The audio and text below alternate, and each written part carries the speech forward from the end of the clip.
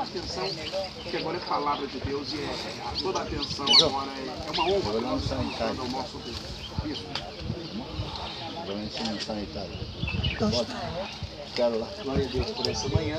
Eu quero compartilhar com vocês um texto que está em Mateus, capítulo 5, onde fala do sermão da montanha, o sermão do monte, ou as bem-aventuranças ou as beatitudes. E é um texto longo, mas eu vou ler todo o capítulo 5 nesse sentido aqui, das bem-aventuranças, e vou destacar apenas 3, porque o nosso tempo é muito curto, mas é excelente estar aqui nesse momento especial das nossas vidas. O texto diz assim: vendo Jesus as multidões, subiu ao monte, e como se assentasse, aproximaram-se os seus discípulos, e ele passou a ensiná-los, dizendo: bem-aventurados os humildes de espírito, porque deles é o reino dos céus. Bem-aventurados que choram, porque serão consolados. Bem-aventurados os mansos, porque herdarão a terra. Bem-aventurados que têm fome e sede de justiça, porque serão fartos. Bem-aventurados os misericordiosos, porque alcançarão misericórdia. Bem-aventurados os limpos de coração, porque verão a Deus. Bem-aventurados os pacificadores, porque serão chamados filhos de Deus. Bem-aventurados os perseguidos por causa da justiça, porque deles é o reino dos céus. Bem-aventurados sois quando, por minha causa, vos injuriarem, vos perseguirem, mentindo, disserem todo mal contra vós. Regozijai-vos e alegrai, porque é grande o vosso galardão nos céus, pois assim perseguiram aos profetas que viveram antes de vós. O Sermão do Monte é o sermão maior, o maior sermão que Jesus pregou. Foi o que durou maior tempo. Ele começa no capítulo 5 e vai terminar só no capítulo 8. Jesus ensinando sobre o jejum, sobre o reino dos céus, sobre a oração, sobre o reino de Deus e várias outras coisas importantes.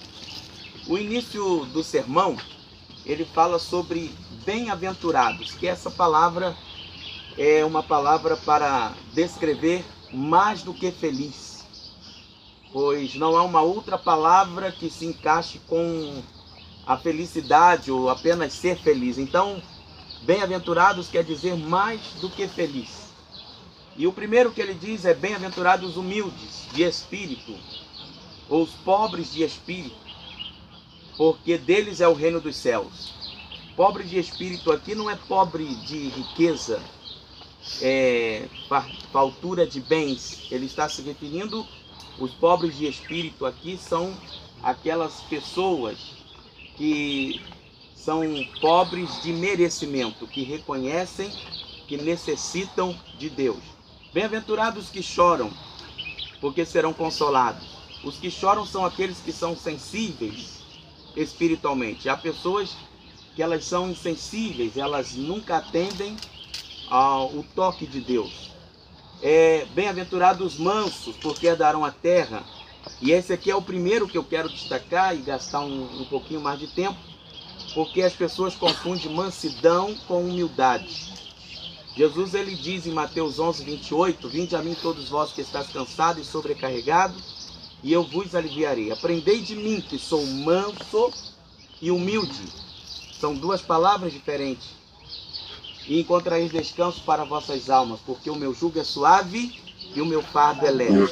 Então o que quer dizer a palavra manso nesse sentido? Primeiro que humildade não tem a ver com pobreza. Existem muitos pobres que são orgulhosos e existem muitos orgulhosos que são humildes. A palavra manso quer dizer uma pessoa que ela tem a capacidade de usar 100% do seu poder, mas ela não usa todo o seu poder, ela usa apenas parte daquele poder, reservando parte daquela autoridade para um momento mais preciso. E Jesus fez isso algumas vezes.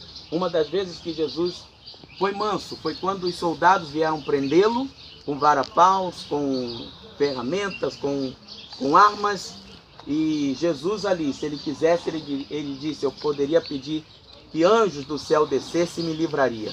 Ele tinha todo o poder também para descer daquela cruz Mas ele disse para Pilatos: nenhum poder tu terá contra mim se do alto não te for dado. Nós precisamos ser mansos.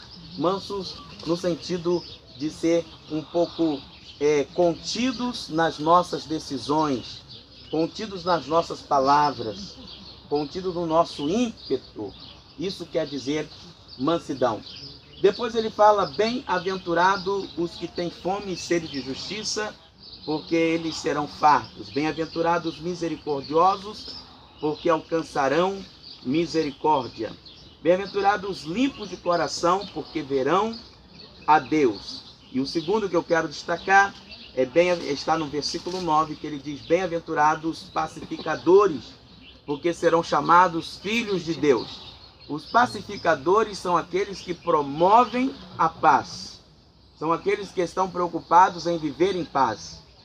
No livro de Hebreus, capítulo 12, versículo 14, nós temos um texto que diz assim: procurai a paz com todos e a santificação, sem a qual ninguém verá o Senhor. É nosso dever viver em paz uns com os outros. Jesus ele disse que se for necessário, nós devemos ter paz até com os nossos inimigos. E muitas vezes nós vivemos em guerra por questões banais. E a gente precisamos nos desarmar. Essa que é a verdade para vivermos em comunidade, para vivermos em comunhão. Como o tempo é curto, avançando um pouco mais, ele diz: bem-aventurados os perseguidos por causa da justiça, porque deles é o reino dos céus. Mas o terceiro e último que eu quero destacar é: bem-aventurados sois vós. Então, aqui inclui os apóstolos na época e toda aquela multidão que Jesus estava ensinando, mas nos inclui hoje também. Bem-aventurados sois vós, quando nós formos perseguidos e injuriarem, mentindo, disserem todo mal contra vós por causa de Jesus. Isso aqui nos leva a uma reflexão, porque o Sermão do Monte era um momento de reflexão, onde cada um deles deveriam repensar a sua fé, se queriam realmente ou não seguir a Jesus, se estavam dispostos a seguir a Jesus. Jesus prometeu duas coisas aos seus discípulos quando os chamou. Primeira, Jesus prometeu: vocês vão estar sempre envolvidos em problemas. E quem segue a Jesus pode ter certeza, o mundo nos odeia. Nós estamos nesse mundo de passagem. A nossa morada é na Canaã. E durante toda essa trajetória, saindo do Egito, vindo à Terra Santa, é para imaginar que assim é a nossa caminhada para o céu. E que durante a nossa trajetória nós teremos muitas e muitas dificuldades. Vão mentir a nosso respeito, vão nos injuriar, vão nos aborrecer, vão nos caluniar, vão falar inverdades a nosso respeito. E a Bíblia diz que nós seremos perseguidos.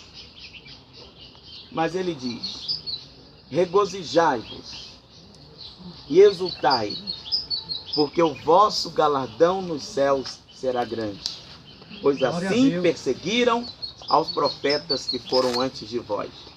Então, queridos, os discípulos foram perseguidos. Você sabe que em Atos dos Apóstolos foram presos, tomaram chicotadas, apanharam de vara, foram presos em cadeias, decapitados, foram perseguidos. Isso aqui se cumpriu, o Sermão do Monte, o que Jesus disse se cumpriu. Mas eles tinham uma convicção, queridos, que não os fazia abandonar. Primeiro, que eles não estavam enganados quando foram chamados. Eles sabiam que iriam sofrer, iam passar por dificuldades. Aqui também cada cristão deve ter a consciência de que você não está enganado. Evangelho não é passeio. Evangelho é decisão, é renúncia, é vida com Deus. Evangelho é estar disposto a entregar-se, a doar-se. E nós não podemos ter apenas a visão de receber. Nós precisamos mais dar do que receber. E por último, é importante que a gente saiba que os discípulos tinham aquela convicção, porque eles tinham a esperança de que tudo que Jesus prometeu, ele cumpriu.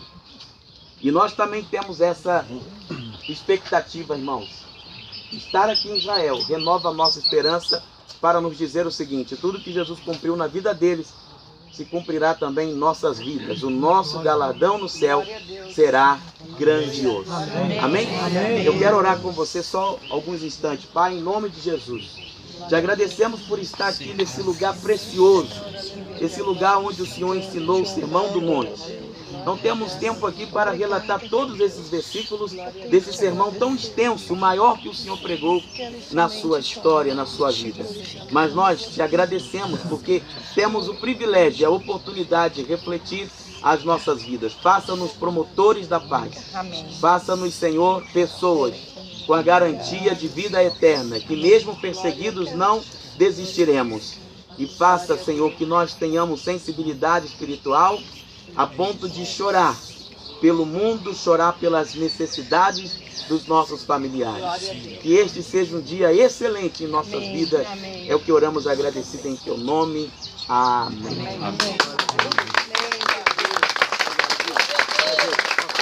Agora vai dirigir um louvor a nós. Nós vamos cantar um pouco a Jesus, celebrar a nossa fé. Amém? Amém. E o bispo falou algo muito importante, de que Evangelho é renúncia. Quando ele falava algo no meu coração, ele até falou sobre a morte dos discípulos. Algo forte falou no meu coração. Os discípulos morreram pelo Evangelho. Hoje nós temos que viver por ele, dar testemunho dele, aonde a gente for. Amém. Amém. Glória a Deus, pessoal. Um momento maravilhoso, né? Então, fechar os olhos um pouquinho, porque tudo que nós precisamos está nele. Amém? Tudo que ele ensinou, tudo que ele deixou é o que nós precisamos. Tudo que eu quero está em ti, toda a minha vida eu entrego, não há outro além de ti. Tudo que eu possa conquistar não se compara com a presença e ao prazer de te adorar. Dias vêm, dias vão, e em meu coração só aumenta o desejo de te encontrar. Agradecido eu sou pelo que já recebi, mas não estou satisfeito. Eu quero mais te conhecer e prosseguir em te conhecer. Esse é o alvo da minha vida, Senhor, te conhecer e prosseguir em te conhecer. É tudo que eu quero pra minha vida, Senhor. Eu quero te ver como nunca te vi, tocar, te sentir, tuas mãos me tocar. Podes fazer em mim o que tens que fazer. Quero ser segundo teu coração, te conhecer e prosseguir em te conhecer. Esse é o alvo da minha vida, Senhor, te conhecer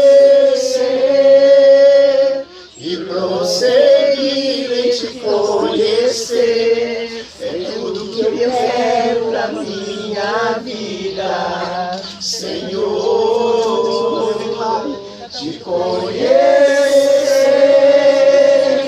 e prosseguir em te conhecer. Este é o alvo da minha vida, Senhor, te conhecer e prosseguir em te conhecer. É tudo que eu quero na minha vida,